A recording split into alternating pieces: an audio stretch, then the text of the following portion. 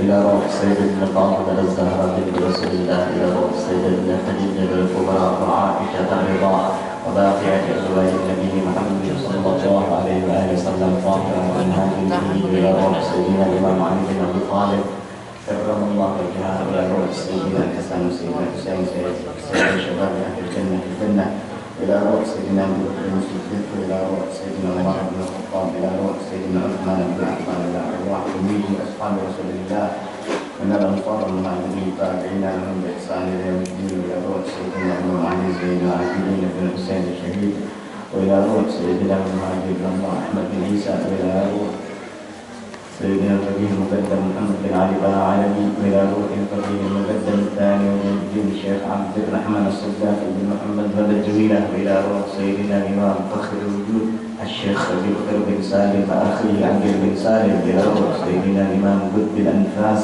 الحبيب عمر بن عبد الرحمن العقاص وتلميذه الشيخ علي بن عبد الغراس، وإلى روح الدعوة والإرشاد وروح العباد والبلاد الحبيب عبد الله بن العالمي بن محمد العداد، وإلى روح سيدنا الإمام طه بن عمر الصافي بن عبد الرحمن المعلم بن محمد بن علي بن عبد الرحمن السكان بن محمد بن الجليل وصولهم وفروعهم، وإلى أرواح أهل زنبل وأهل فريض وأهل بكر وأهل عينات وأهل فريضة وأهل زيون وأهل مشهد وأهل حوطة وأهل غرفة وأهل الشمام وأهل مسير وأهل باب السهام وأهل البقيع وأهل معدن أصولهم وفروعهم، وإلى روح سيدنا الإمام الحبيب محمد بن سالم الحفيظ بن الشيخ أبي بكر بن سالم، وإلى روح سيدنا الحبيب محمد بن عالمي بن عبد الله بن شهاب الدين، وإلى روح سيدنا الحبيب عبد الله بن حسين بن طاهر، وإلى روح سيدنا الحبيب علي بن محمد بن حسين الحبشي، وإلى روح سيدنا الحبيب محمد بن عبد الله الحداد، وإلى روح سيدنا الحبيب حسن بن عبد الله بن عمر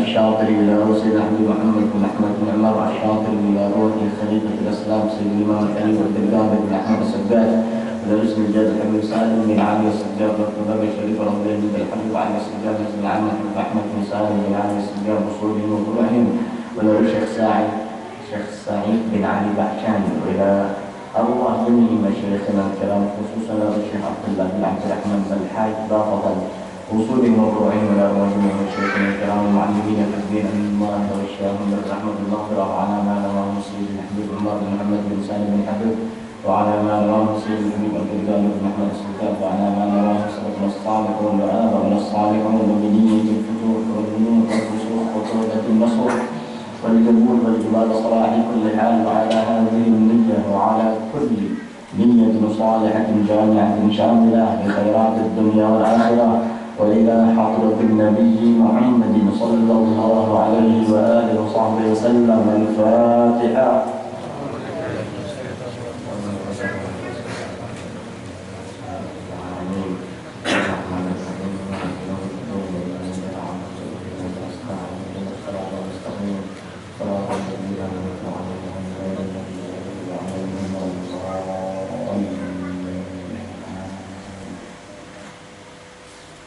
بسم الله الرحمن الرحيم. الحمد لله رب العالمين ولي الصالحين،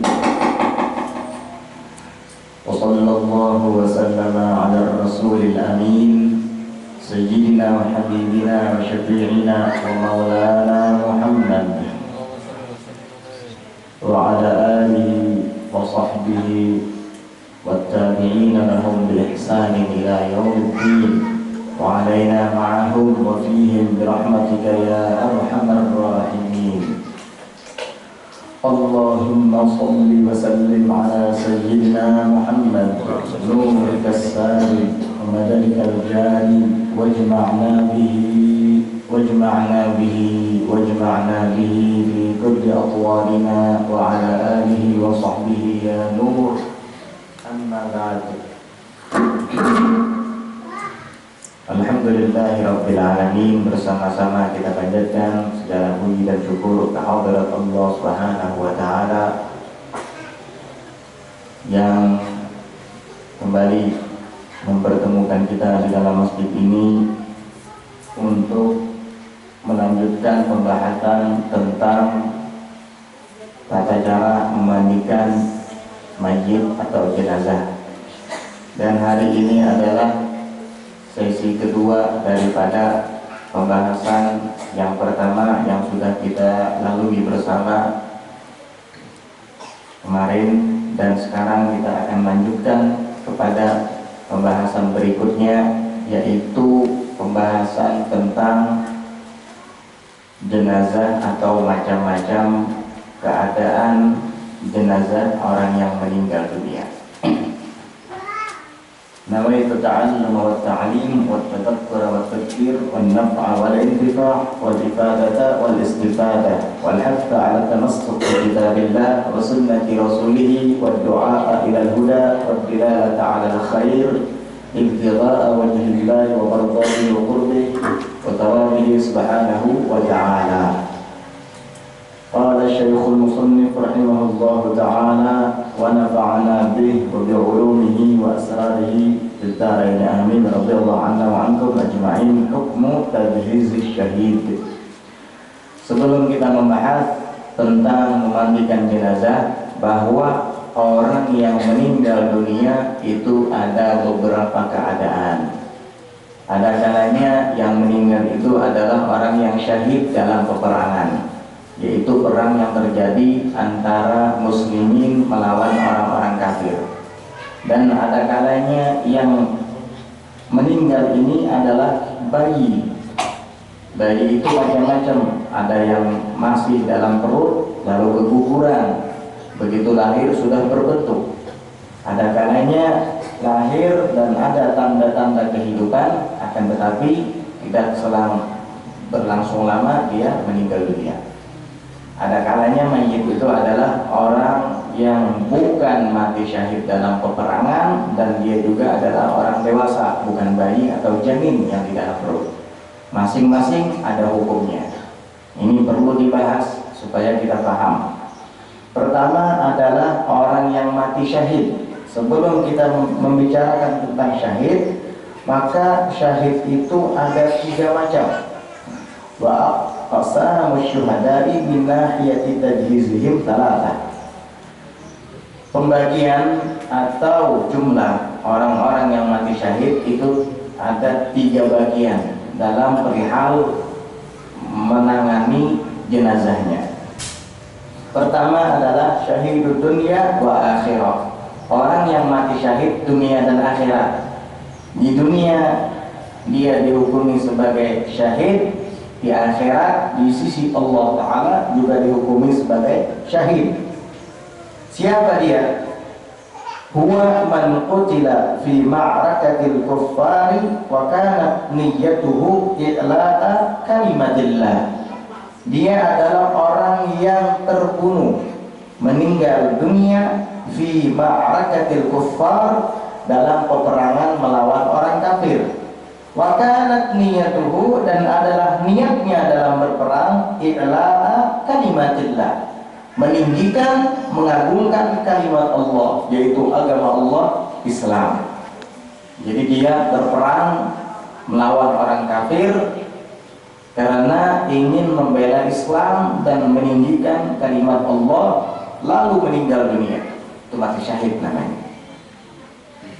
Kenapa dia dikatakan syahid dunia dan syahid akhirat? Li'annahu yuqta hukma syahidi fid dunya 'inda an-nas wa kadzalika fil akhirati yuballighuhullahu maratib asy-syuhada. Karena dia diberikan hukum syahid, orang yang mati syahid di dunia ini 'inda an-nas, di sisi manusia. Artinya nanti jenazahnya tidak boleh dimandikan dan tidak usah disolatkan, cukup dikafankan bersamaan dengan bajunya yang berlumuran darah, lalu dikuburkan. Itu aja yang wajib. Sebenarnya kan yang wajib dalam jenazah muslim yang meninggal dunia itu ada 5 yang harus kita lakukan. Pertama adalah memandikannya, yang kedua mengkafankannya, yang ketiga mengusung atau membawa jenazahnya, mensolatkannya dulu, yang ketiga mensolatkannya, yang keempat mengusung jenazahnya, membawanya ke kubur, dan yang kelima menguburkannya. 5 ini adalah hak kita terhadap sesama muslim. Apabila ada yang meninggal dunia, wajib bagi kita untuk melakukan yang 5. Pertama, memandikannya. Yang kedua, mengkafankannya. Yang ketiga, mensolatkannya. Yang keempat, membawa atau mengusung jenazahnya. Dan yang kelima, menguburkannya. Itu. Akan tetapi khusus bagi orang yang mati syahid dunia dan akhirat, maka dia tidak usah dimandikan dan tidak usah disolatkan, sehingga hanya dikafankan dengan bajunya yang berlumuran darah karena berperang membela agama Allah, lalu dikuburkan. Selesai. Itu orang yang mati syahid dunia dan akhirat. Wa kadzalika fil akhirah, dan demikian pula dia di akhirat dianggap syahid di sisi Allah Subhanahu wa taala. Yuballighuhu Allahu maratib syuhada, sehingga Allah Subhanahu wa taala akan sampaikan dia kepada tingkatan-tingkatan atau derajat para orang-orang yang mati syahid. Itu bahagian pertama, syahid dunia dan akhirat. Hukumnya seperti yang tadi sudah dijelaskan, la yughassalu, tidak dimandikan, wala yusalla alaihi, dan tidak pula disolatkan atasnya. Ingat, kalau ada terjadi peperangan orang Islam melawan orang kafir atas motif agama, membela agama, menegakkan kalimat Allah, dan dia terbunuh, meninggal, dia mati syahid, jangan dimandikan, jangan dikafan, jangan disolatkan, cukup dikafankan. Kalau seandainya bajunya tidak cukup untuk meliputi tubuhnya seluruhnya, maka tambah dengan kain kafan baru, dan tidak usah dilepas bajunya yang berlumuran darah itu, lalu dikuburkan. Itu hukum orang yang mati syahid dengan sebab berperang membela agama Islam. Bukan berperang karena atas dasar suku atau karena konflik di antara kampung dan kampung. Waliyahulillah, mudah-mudahan Allah damaikan terus kampung dan desa kita.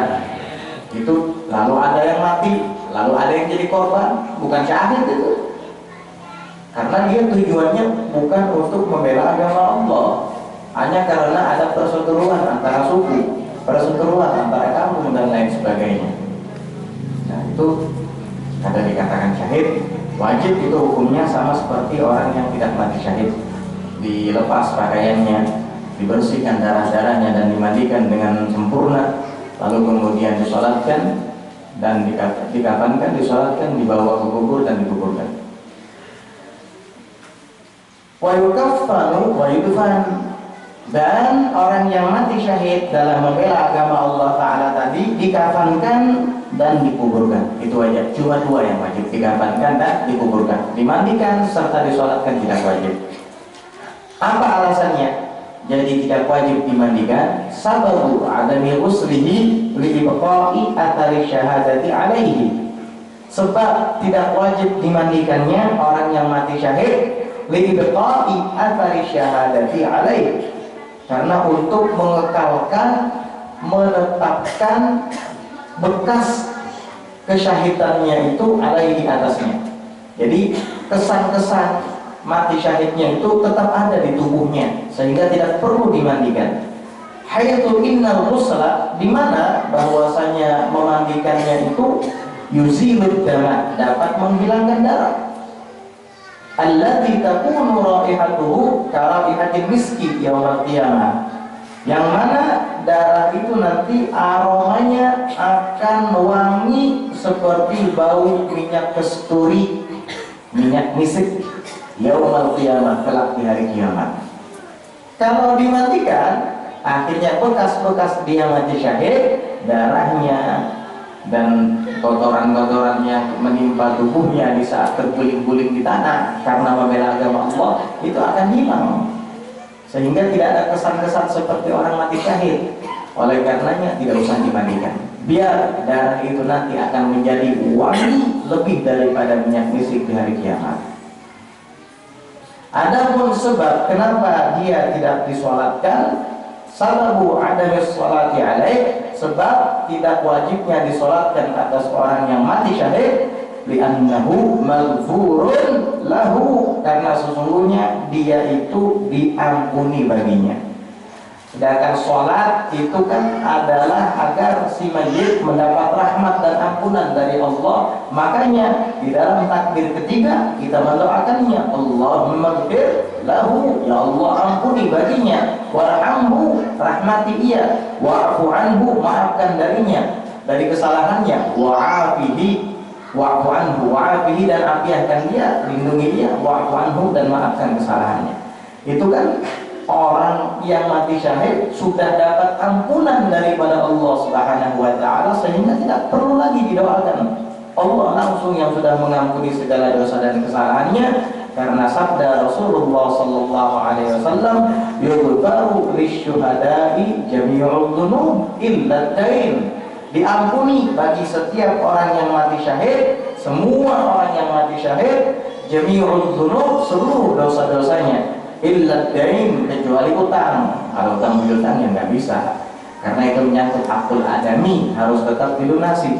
Kalau utang misalkan terusan dengan utang-utang itu dibayarkannya sudah surga, itu mati syahid diampuni dosanya, nggak bisa. Tetap yang namanya dain atau utang wajib dilunasi walaupun dia mati syahid. Apalagi nggak ada syahid matinya.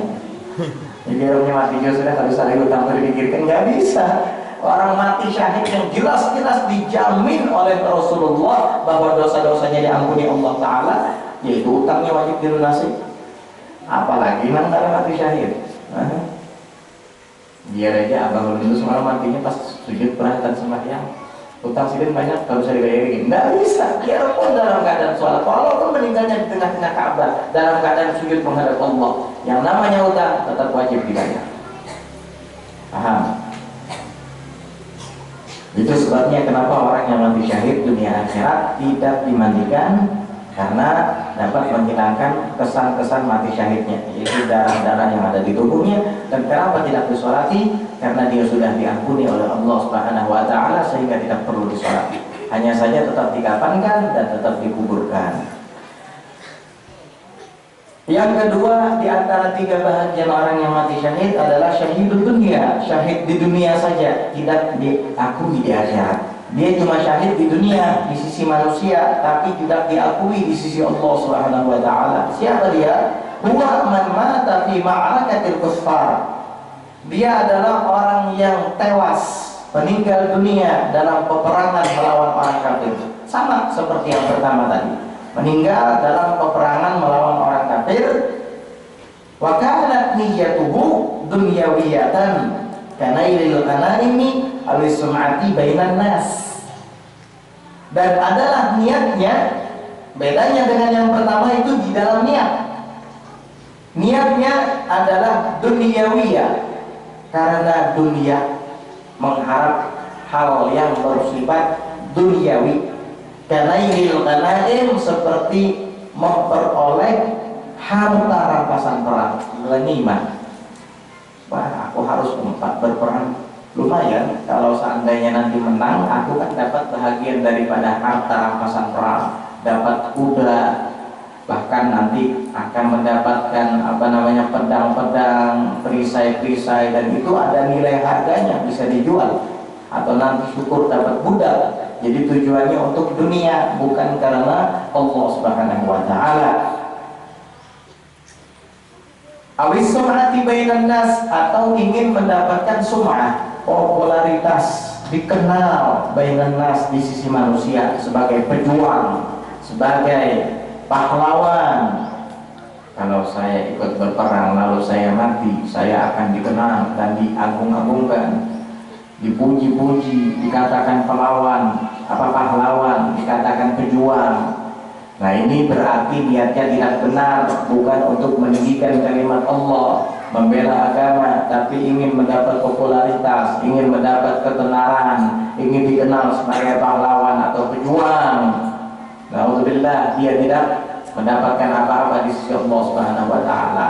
Cuman kita tidak tahu, karena ini masalah niat. Kan bedanya lawan yang pertama, niat saja. Kalau cara berperang dan melakukan jihadnya sama, menghunuskan pedang, memacu kuda, bersembunyi untuk melawan musuh, menyusun taktik, itu sama. Perbuatan zahirnya sama, tidak ada beda dengan yang pertama. Hanya saja yang pertama ini niatnya karena Allah, karena ingin meninggikan agama Allah. Yang kedua ini niatnya dunia. Berarti peranan niat dalam ibadah itu sangat penting. Allah tidak mengharapkan sekedar perbuatan zahir saja, tapi yang lebih penting daripada itu adalah niat di dalam hati.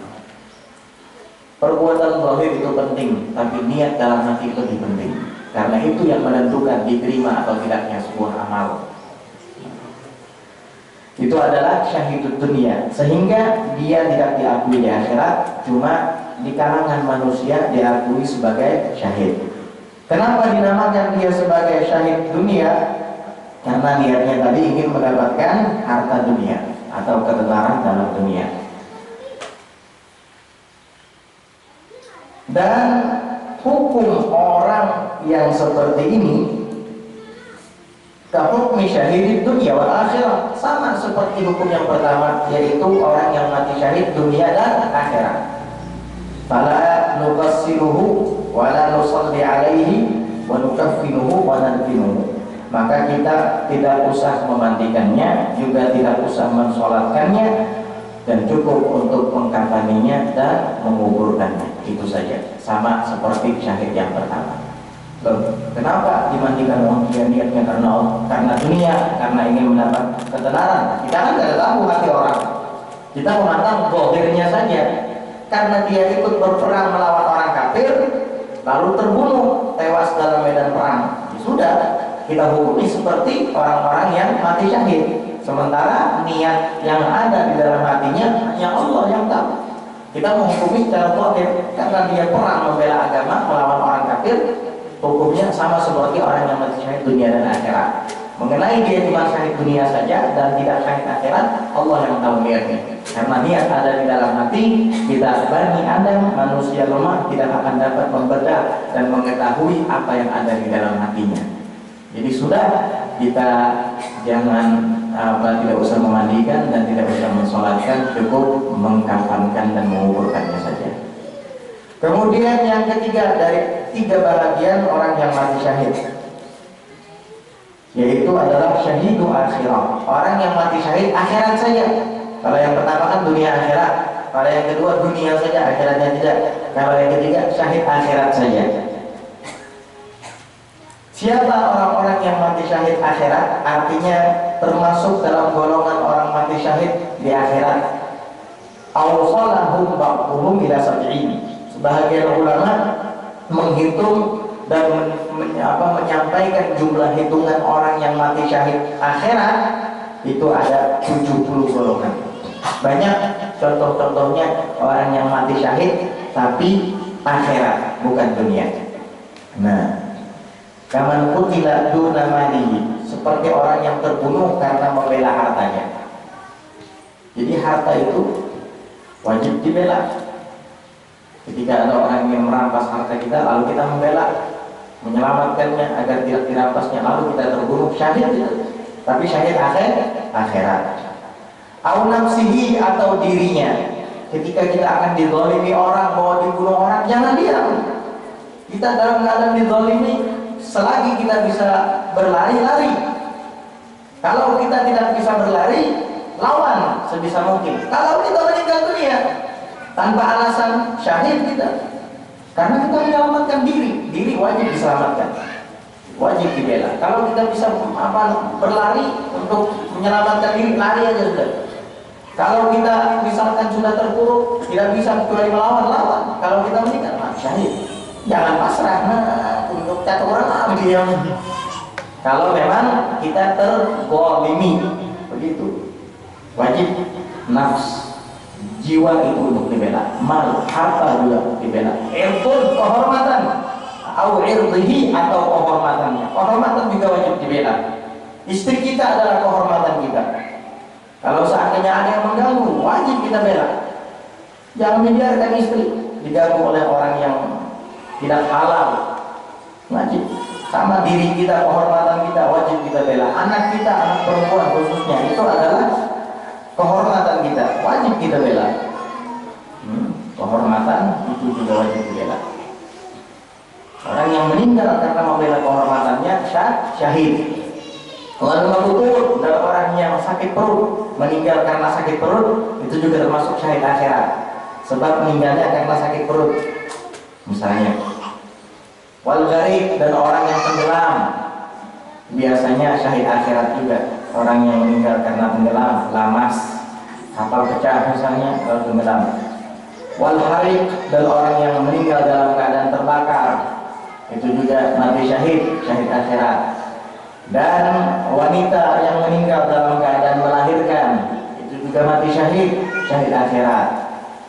Banyak orang yang meninggal dalam keadaan menuntut ilmu agama, itu juga mati syahid, syahid akhirat.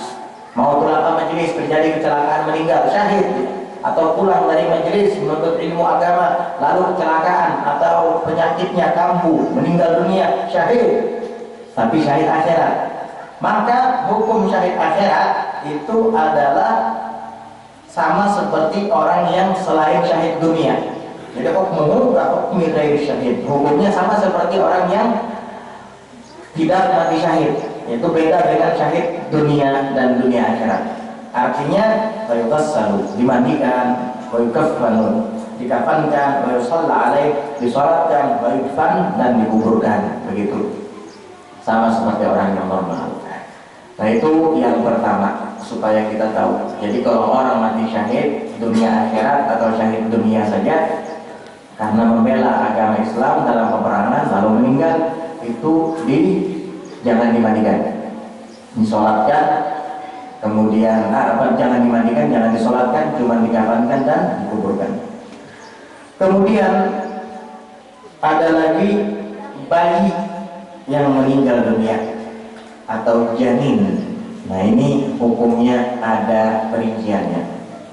Pertama, apabila si bayi lahir ke dunia dan ada tanda-tanda kehidupan, kastihlalihi sharikhan, seperti misalkan istihlal awal keluar dari rahim masih mengeluarkan suara atau menjerit atau menangis.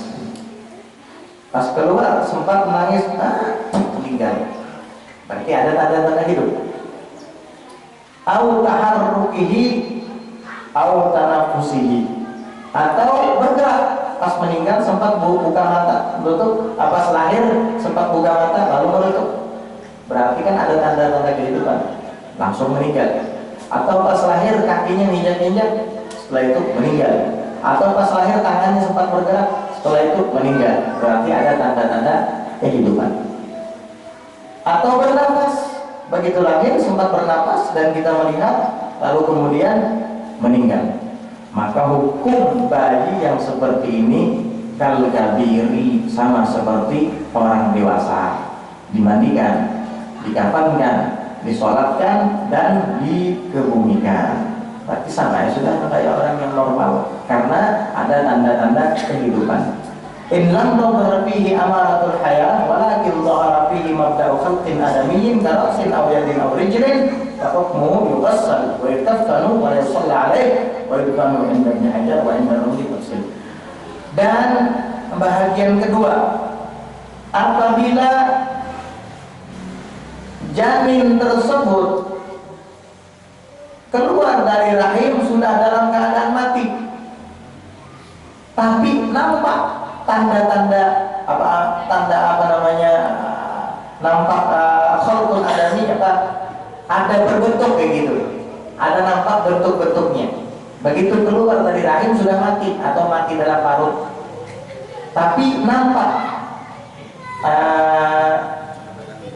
batangan ada sama itu berbentuk, sudah berbentuk, ya. Kepalanya ada misalnya, walaupun tangannya masih belum betul-betul sempurna, batisnya ada walaupun belum sempurna, kepala walaupun matanya masih belum jelas, hidung dan mulutnya masih belum jelas, tapi ada berbentuk. Maka hukumnya itu cukup dimandikan, dikafankan, dan dikuburkan. Tidak usah disembahyangkan. Itu tuh dikatakan sering terjadi. Biasanya bayi itu kalau sudah 4 bulan dalam perut berbentuk ya, lalu keguguran, keluar dari rahim, ada tangannya, ada kepalanya kecil, kadang kayak baterai misalnya, tapi sudah berbentuk, itu harus dimandikan, dikafankan, langsung dikuburkan, tidak usah disembahyangi. Menyatakan itu. Atau sudah sempurna bentuknya, 9 bulan sudah, tapi pas ketika akan lahir dia mati dalam perut, meninggal dunia. Jadi begitu keluar dari perut sudah kada bernapas, sudah tidak ada tanda-tanda kehidupan lagi, maka ini juga cukup dimandikan, dikafankan, dan dikuburkan, tidak usah disembahyangi. Dan hukum janin yang ketiga ulama, in lam yadhhar fihi mabda'u khalqin adamiyyin ka qit'ati lahmin fa hukmuhu la yajibu fihi syai'un walakin yusannu satruhu bi khirqatin wa dafnuh. Apabila tidak nampak bentuk di dalam tubuhnya, hanya seperti potongan daging saja, kepalanya ada juga, tangannya ada, batisnya ada, yang ada seperti segumpal daging, segumpal daging, maka hukumnya la yajibu fihi syai'un, tidak wajib apa-apa. Seandainya dibuang langsung juga boleh, buang ke sungai. Itu biasanya yang baru kandungan 2 bulan, ya kan, 2 bulan itu begitu lahir hanya segumpal daging, buang, nggak apa-apa. Tapi yusannu satruh, disunahkan untuk ditutup dengan kain, kan, dikhirqatin dengan kain. Wadafnuhu, dan dikubur. Itu sunnah aja, hukumnya ada wajib. Sehingga disebutkan di dalam Allah, wasittu kal kabiri fil wafati in dhaharat amaratul hayati. Dan bayi yang keguguran hukumnya sama seperti orang dewasa kalau tanda-tanda kehidupan nampak pada dirinya. Itu seperti yang pertama tadi, begitu lahir matanya terbuka, tertutup, lalu meninggal, atau ada suara, atau paling tidak bernapas, atau paling tidak bergerak sedikit. Itu hukumnya sama seperti orang dewasa, dimandikan, kemudian dikafankan, disolatkan, dan dikuburkan. Al-khafiyat wa khalquhu qad dhahara, atau tidak ada tanda-tanda kematian tapi bentuknya sudah nampak, seperti tadi kepalanya ada walaupun tangannya belum ada, atau tangannya ada walaupun belum sempurna, kakinya ada walaupun belum sempurna tapi sudah nampak bentuknya, maka famna sholatan, maka laranglah sholat, maksudnya tidak usah disolati. Wasiwa aktubira, dan selain sholat itu tetap dilakukan, dimandikan, dikafankan, dikuburkan. Itu wajib sholat. Awil ikhtafa aydan, atau tidak berbentuk, ikhtafa, tidak kelihatan bentuknya, fafihi lam yajib, maka pada hal bayi yang atau janin yang tidak berbentuk tadi, lam yajib, tidak wajib, syai'un, sesuatu pun, dimandikan kada wajib, dikafani kada wajib, dikuburkan kada wajib, apalagi disolatkan. Wasatrun umma dafnun qad mudib, jadi tidak wajib. Wasatrun tumadafnun qad, tapi menutupnya dengan kain, wadafnun, dan menguburkannya qad sungguh disunahkan, sunnah aja. Pahamlah sudah tafsir rinciannya.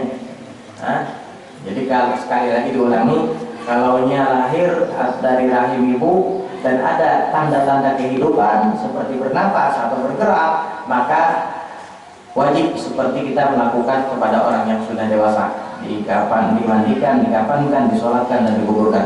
Tapi kalau seandainya begitu lahir walaupun sudah berbentuk walau sedikit tapi tidak ada tanda-tanda kehidupan sama sekali, maka itu tidak wajib tidak wajib disolatkan, hanya saja wajib dimandikan, dikafankan, dan dikuburkan. Tapi kalau yang ketiga ini memang begitu lahir hanya segumpal daging, tidak ada bentuk sama sekali, maka itu hanya tidak wajib apa-apa, hanya saja disunahkan untuk ditutup pakai kain dan dikuburkan. Paham? Nah, ini sudah jelas pembicaraan tentang orang yang mati syahid dunia dan syahid dunia akhirat, bagaimana cara memperlakukannya. Yang wajib cuma 2, yaitu dikafankan dan dikuburkan, tidak usah dimandikan dan disolatkan. Kalau bayi yang janin atau bayi yang lahir, itu tadi sudah kita rincikan hukumnya. Ada kalanya wajib seperti orang besar kalau anak lahir dan nampak tanda-tanda kehidupan, atau tidak wajib dimandikan, tidak wajib disolatkan, hanya saja wajib dimandikan, dikafankan dan dikuburkan kalau sudah berbentuk dan lahirnya sudah dalam keadaan mati, tidak ada tanda-tanda kehidupan. Kemudian yang ketiga yaitu kalau hanya segumpal daging, tidak ada bentuk sama sekali, itu ada wajib apa-apa, hanya saja sunnah untuk dibungkus dengan kain dan dikuburkan. Selain daripada orang yang mati syahid dan selain daripada bayi atau janin yang keguguran tadi, maka hukum memandikan, mengkafankan, mensolatkan dan menguburkan adalah wajib, fardu kifayah. Di sini kita mulai membahas tentang tata cara memandikannya. Ahkamu uslil mayyiti salasatun. Hukum memandikan mayat itu ada 3. Ya, kembali lagi pembahasan seperti yang pertama. Pertama, wajib bihaqqil muslimi ghairi syahidin atau ghairi syahidin ma'arakatil kuffar. Wajib pada hak orang muslim yang tidak mati syahid dalam peperangan melawan orang kafir. Wa ghairi sirti, dan selain daripada yang keguguran, alladzi lam yadhhar fihi mabda'u khalqin adami, yang tidak nampak padanya itu tanda-tanda atau bentuk ciptaan manusia. Nah, ini wajib hukumnya dimandikan. Ya, muslim yang bukan mati syahid, yang bukan bayi yang dilahirkan keguguran tadi, itu wajib dimandikan. Jaizun, ada kalanya boleh dimandikan, tapi tidak wajib. Itu lil kafiri wasidqi alladzi lam yadhhar fihi mabda'u khalqin adami, adalah orang kafir. Itu orang kafir mati boleh dimandikan, tapi tidak wajib. Misalkan ada orang kafir mati, mandikan boleh, tapi tidak wajib. Artinya kalau dimandikan tidak berdosa kita, asal orang kafirnya bukan kafir Arabi. Haramun, ada kalanya haram memandikan jenazah. Seperti apa? Di syahidil ma'arakah, seperti orang yang mati syahid dalam peperangan tadi, itu haram hukumnya dimandikan. Kemudian paling sedikitnya memandikan jenazah agar sah dan menggugurkan kewajiban adalah al-wajibu fihi ta'mimul badani bil ma'. Yang wajib dalam memandikan mayat ta'mimul badani bil ma', meratakan badannya seluruhnya dengan air. Selesai. Sebenarnya itu aja. Jangan yang kita belajar cara memandikan jenazah semenit kan paham ya, apa caranya memandikan jenazah. Kubur ya waktu seluruhan pakai baju yang mutlak, selesai. Itu ya. Tapi yang panjang, yang akan menjadi pembahasan panjang itu adab-adab dan sunnah-sunnahnya. Tata caranya supaya sesuai dengan yang dianjurkan oleh Rasulullah SAW. Kalau kita berbicara tentang wajibnya memandikan jenazah, maka cuma satu rukunnya, tidak 2, satu saja. Meratakan seluruh badannya dengan air mutlak, selesai. Kalau seandainya ada mayat meninggal dunia, kebetulan rumahnya di pinggir sungai, ambil tabrakan ke sungai, angkat, selesai. Kalau kita berbicara tentang yang wajib, ya kalau tuntungan pas kebetulan di hingga sungai atau di hingga dam ini kan, udah ambil enak plak, kayak atau baju tuh, angkat pulang, selesai. Tuntungan sudah. Kalau orang mati lama sudah bawa, kada boleh, kada cukup balik, itu artinya kada cukup air yang menenggelamkan dia itu tidak cukup. Kalau seandainya ada orang meninggal dunia dalam keadaan tenggelam, mati lamas, lalu kemudian kita temukan, itu wajib kita angkat basah, punya anak, curug basah udah. Selesai sudah. Kalau yang ketika dapat di sungai, sudah dapat di sungai harusnya mandikan lagi, kapan kan dia langsung nggak boleh. Ada boleh. Jadi curug basah belas. Curug basah udah nggak apa-apa. Sudah diangkat dicoba pulang. Maksudnya saya mandikan lagi misalnya, boleh, ya apa itu. Tapi kalau korban mati tenggelam tadi, air yang menenggelamkannya itu tidak cukup, kecuali basah pulang, ya, paham? Itu wajibnya mandi. Tapi ada adat dan cara-caranya agar mandi tersebut lebih sempurna. Kita aja kalau memilih baju kan ingin baju yang lebih baik dan lebih mahal supaya nyaman dipakai. Beli mobil kalau bisa ada uangnya, beli mobil yang mahal supaya nyaman ketika dibawa dan tidak ada goncangan, kan begitu. Nah, begini pula dalam beribadah, supaya nyaman menghadap Allah dengan sempurna, maka tata cara dan adab-adab memandikan jenazah harus dipelajari supaya jenazahnya nyaman menghadap Allah Ta'ala. Beda kalau orang mandi asal berhubui aja, lawan orang mandi bergosok, bersabun, apalagi berlulur, bersampo, wah bersih, hasilnya lain. Paling asal bui keluar sudah aku mandi, itu bau ketiaknya bisa masih keciuman gitu. Tapi yang ini kan ada pakai sabun, ditawasinya, kemudian bersampo, lebih. Nah, orang yang meninggal dunia kalau bisa diperlakukan seperti itu, lebih sempurna daripada yang hanya sekedar melaksanakan yang fardu. Akmalul musli lahu khutuwatun. Paling sempurna cara memandikan mayat itu ada khutuwat, artinya ada langkah-langkahnya, ada cara-caranya. Langkah pertama atau cara pertama adalah yudha'ul mayyitu 'alal mughtasal. Diletakkan si mayit di atas tempat pemandian. Jadi ada khusus tempat pemandian. Itu macam-macam, beda kampung, beda cara. Ada kalanya orang Bahari pakai dadang pisang. Ya, pakai nasab ini ada. Wayang deh, pakai dadang pisang. Ada lagi cara yang modern sekarang pakai keranda. Nah, itu khusus. Biasanya di klinik-klinik, di rumah sakit, misalkan ada keluarganya nama ambil, itu biasanya kadang buhannya seorang nama gawi dimandikannya misalkan di asas apa tadi itu, keranda itu tadi. Itu boleh juga dengan cara seperti itu, yang jelas anak di mughtasal, tapi nanti sempurna atau tidaknya beda. Kalau jenazah diandak di atas tempat pemandian yang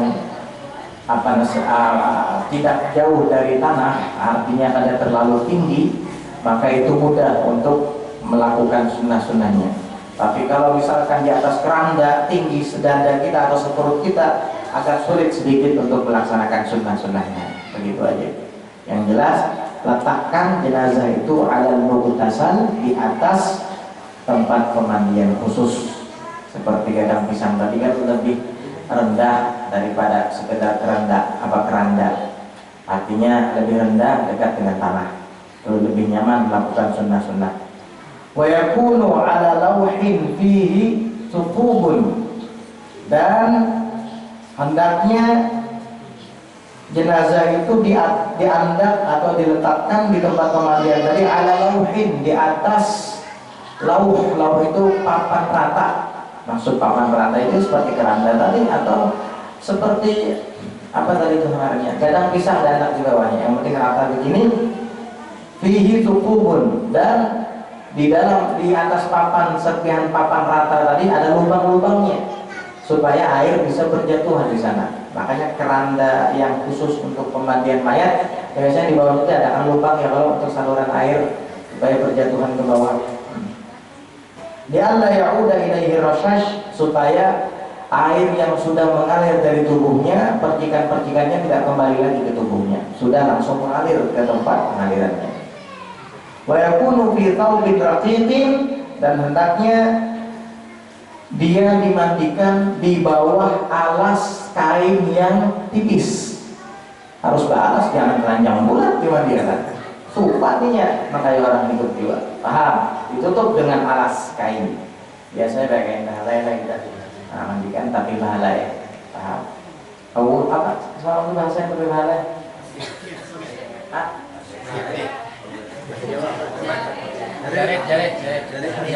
Jeret. Ada jirat. Nah, itu tadi dengan kain yang tipis. Wa mustalqiyan ala qafahu, dan dalam keadaan dibaringkan di atas belakangnya, maksudnya terlentang, jangan diarah. Wa rijlahu li jihatil qiblah, dan kedua kakinya diarahkan ke kiblat, seperti yang kemarin kita bahas. Berarti kalau kiblat di sana, berarti kita letakkan ada ini bahalang. Apa membujur, sebutannya membujur menghadap ke kiblat. Batisnya kayak ini ke kiblat. Itu posisi memandikan jenazah. Wa yakunul ghuslu fi khalwatin, dan mandinya itu di tempat sepi. Jangan di pelataran rumah ditonton oleh banyak orang. Iya, tempat sepi. Nah, maksudnya tidak dihadiri kecuali hanya oleh orang-orang yang memandikannya saja dan para yang membantu mereka. Orang-orang yang memandikan dan yang membantu mereka. Seperti misalkan yang mengambilkan air, yang menuangkannya ke ember, dari ember besar ke ember kecil misalkan, atau yang mengurus keran-kerannya itu, dan yang bertugas memandikannya juga walinya, keluarganya yang terdekat. Itu aja. Yang lain nggak usah ikut-ikutan hadir. Yang tidak berkepentingan lebih baik di luar. Ada sempat pernah ditonton ya, tontonnya orang mandikan, ada apa? Paham? Makanya dianjurkan di tempat sepi, di dalam ruangan, di kamar, fatah tasakfir, dan di bawah penutup atap. Atap itu maksudnya penutup, tidak harus atap, misalkan di bawah sorobong atau tenda. Yang jelas jangan dalam keadaan terbuka. Ya, yang paling bagus dalam ruangan, dalam kamar tadi, itu paling bagus kan. Wa yuqatta wajhuhu, dan ditutup wajahnya min awwali ma yad'uhu 'ala al-mughtasal, dari awal meletakkannya ke atas tempat pemandian. Tutup wajahnya 10 seawakan sampai wajah tutup. Nah, kecuali ketika nanti kita akan membersihkan hidung, mata dan mulut serta giginya. Nah, itu lain lagi, nanti harus dibuka, misalkan dibuka. Nah, itu adab pertama ketika meletakkan jenazah ke atas tempat pemandiannya.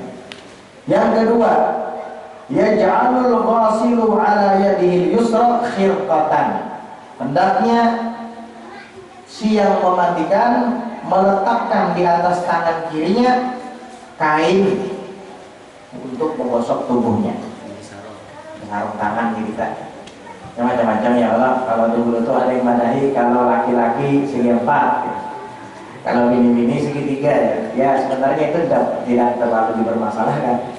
Nah, mungkin laki-laki segi 4 mungkin lebih nyaman kira-kira untuk membersihkan atau mengistinjakannya. Tapi kalau perempuan segi 3 mungkin lebih mudah untuk mengistinjakannya.